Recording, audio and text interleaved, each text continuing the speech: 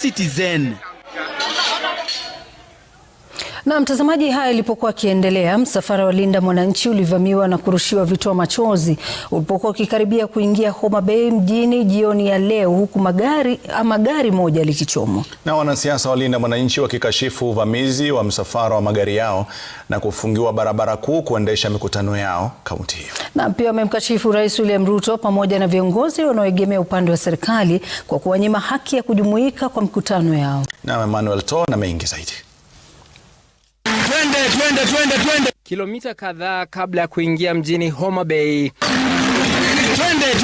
kikosi cha Linda Mwananchi kinarushiwa vitoa machozi, uwanja ukigeuka mguuni ponye, baadhi ya watu wakijeruhiwa kwenye patashika hiyo.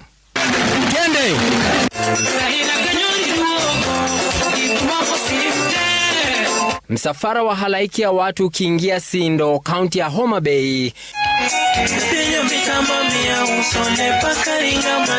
Wanalinda Mwananchi wakirindima ngoma yao katika kaunti hiyo inayoongozwa na Gavana Gladys Wanga.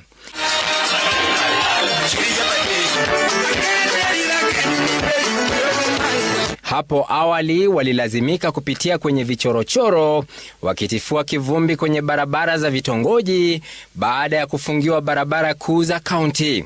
Watu ya Olkalau wanapewa vitu mzuri, kila mtu anatoka na transformer, kila mtu anatoka na mtungi ya gas. Nyinyi mnakula vumbi tu kama sisi kule Western. Hakuna tofauti yoyote ambayo mumeona ndani ya hii serikali.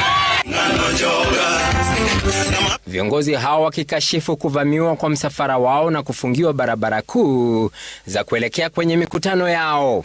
Walisema hatuwezi kuingia Sindo, na lakini nataka mseme wasikie hapa ni wapi. Ati hapa ni wapi?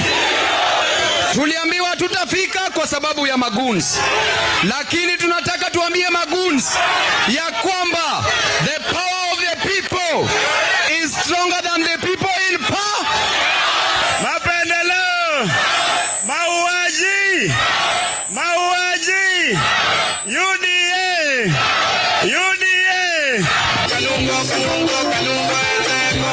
Viongozi hao waliozuru Homa Bay mjini jioni wakiendelea kumpigia debe Seneta Sifuna kuchukua hatamu za uongozi, wakisema anatosha mboga. Luo Nation haitakuwa Olkalau, sasa tunaenda kufanya kitu inaitwa Olkaluo.